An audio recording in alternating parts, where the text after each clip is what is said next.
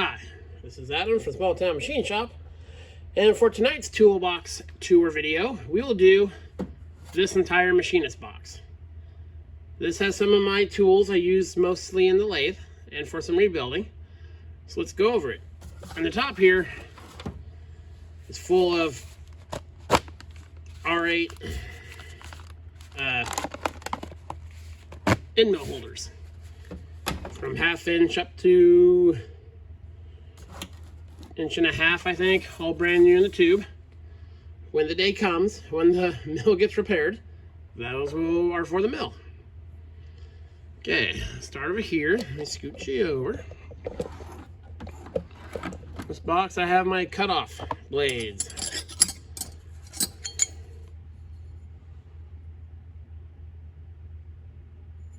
A lot of Momax ones. Some of these style with the, the thicker part up top.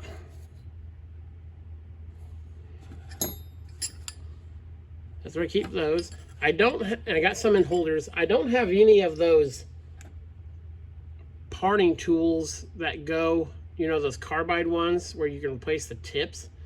I've looked at them. If any of you have any experience with those, please let me know if they're worth it, or if not, just stick with the high-speed steel.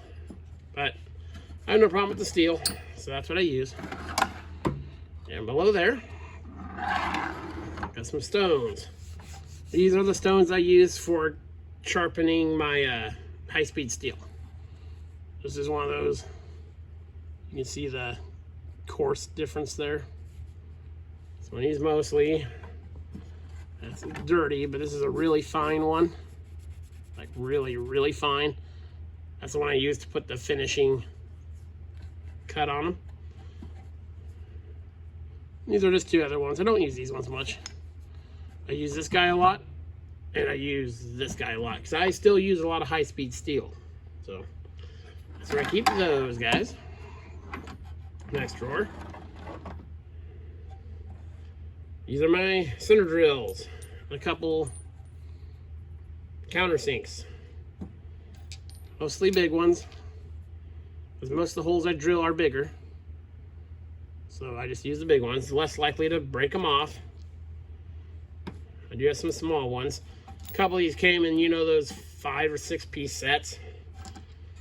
It seems like when you get old machinist toolboxes, they're always full of these.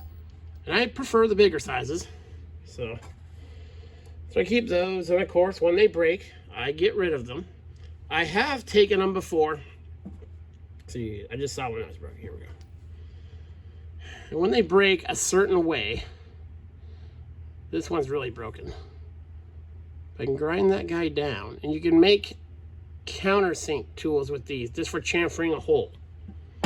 Now, you can do that with them normally, if this will fit in the hole. You can do some countersinking depending on the angle of the countersink, but I use them just for deburring sometimes, and they work good for that. Now let's move over to this side. Top drawer is my little files, and I got these rotary stones and rotary burrs. Here's some that I dipped.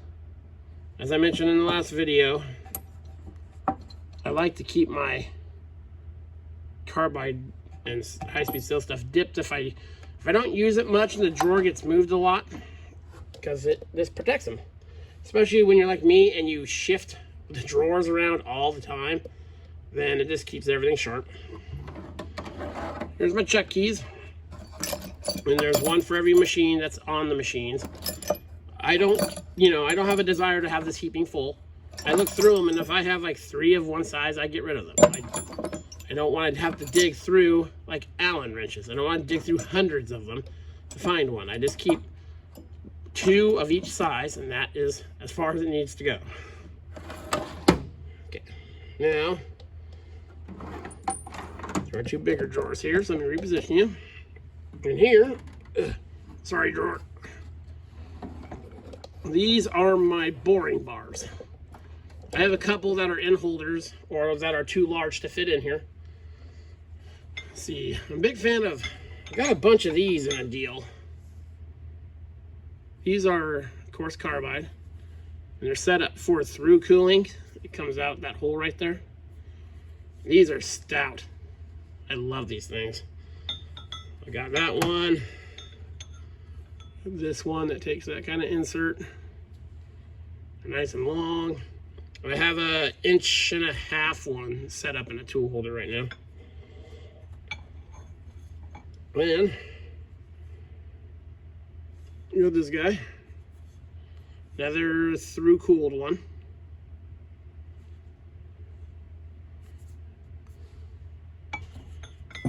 And this is one I made a long time ago. This is 1.25-inch bar, round stock. And I filed a flat in there. There's a set screw. And I angled this side through there. That took a lot of filing. But this guy comes in handy. I use this guy a lot for getting into corners stuff. Very handy. And you can easily make one of those yourself. There's the next one, it's missing the ends. I need to go through and clean it up.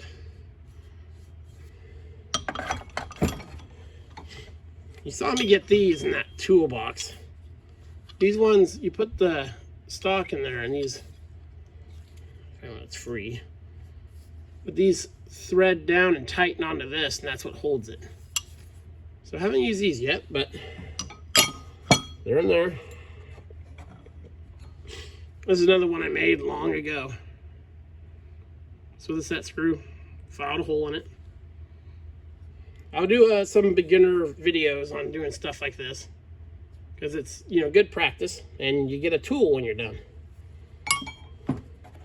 And these are in here. I've never used these.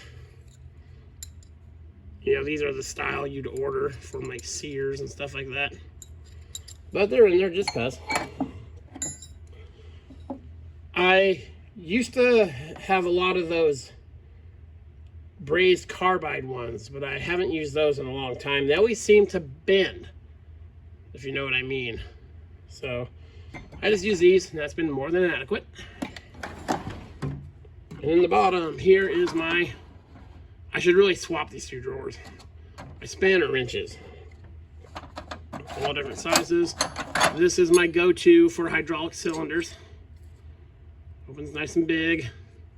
Got a nice tooth on there. This one fits something very specific, but I don't remember what it was. But this one also is really good for taking end caps off hydraulic cylinders.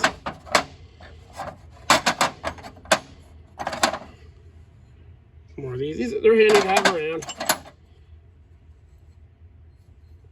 I'm not the biggest fan of this type, but you know, sometimes you have to use them. So I had a smaller pair, but they broke.